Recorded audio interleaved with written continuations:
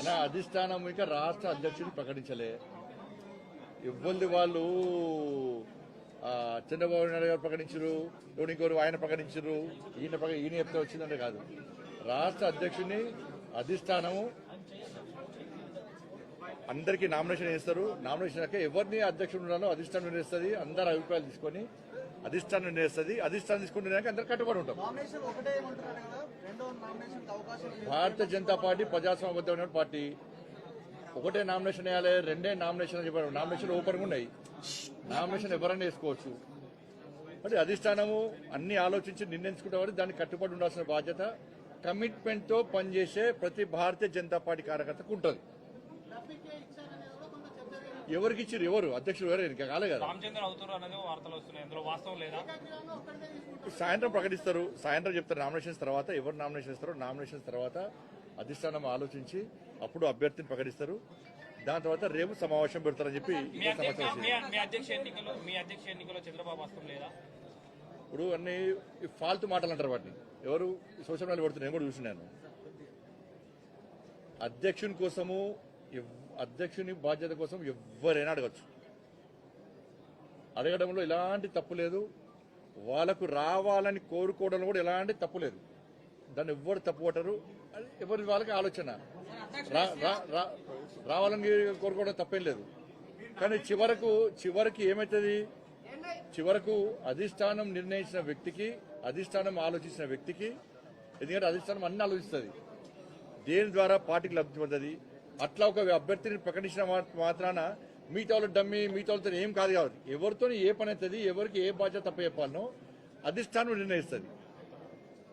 ఈ భారతీయ జనతా పార్టీ ఈ మధ్య కొత్తగా స్టార్ట్ అయింది. నాకు ఈ మధ్య కొత్తగా స్టార్ట్ అయింది.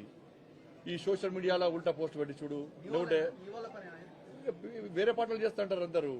చంద్రబాబు నాయుడు గారు లేకుంటే ఇంకో నాయకుడు చెప్తే అధ్యక్షుని పెట్టేటటువంటి పార్టీ భారతీయ జనతా పార్టీ కాదు.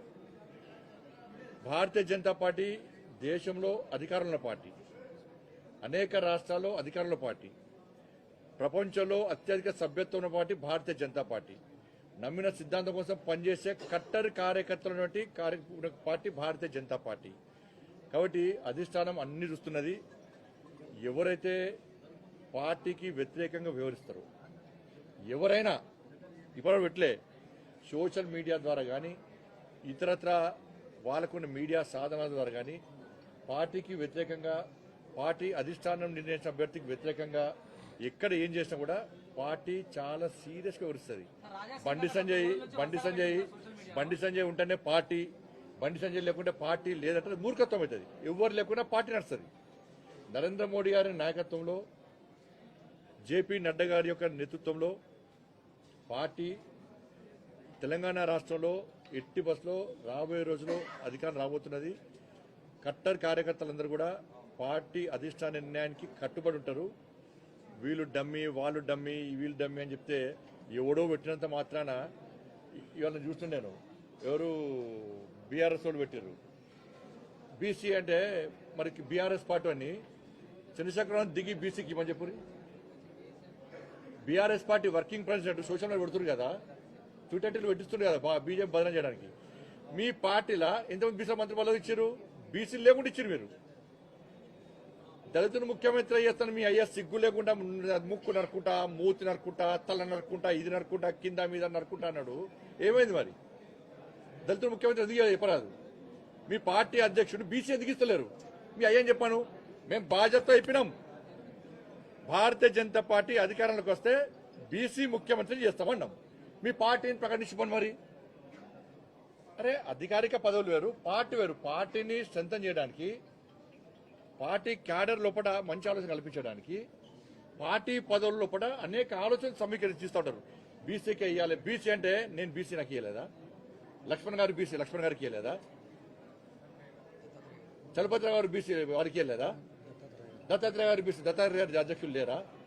బంగాళ లక్ష్మణ్ గారు ఎస్సీ వారు లేరా? మరి ఏడవైనాయి? మరి బీఆర్ఎస్ లో ఒక్కరిని బీసీని అధ్యక్షుడు చేసిరా? మరి చేస్తారా? బీసీ ముఖ్యమంత్రి చేస్తారని ప్రకటిస్తారా మీరు? దళితులు ముఖ్యమంత్రి చేస్తానే మోసం చేసిపోయా. 10 సంవత్సరాలు మొత్తం దోసుకొని అలా పైసలు పుట్టుపుట్టు పైసలు సంపాదించారు. కాబట్టి ఇవన్నీ కూడా తప్పు. దయచేసి మీడియా కూడా విజ్ఞప్తి చేస్తున్నా, ఎవరు మాట్లాడినా కూడా దయచేసి సహకరించండి. భారతీయ జనతా పార్టీ క్రమశిక్షణతో పనిచేసేటువంటి పార్టీ. అటువంటి పార్టీలో ఇలాంటివి రావడం మంచి పద్ధతి కాదు, మంచి పరిణామాలు కావు కూడా.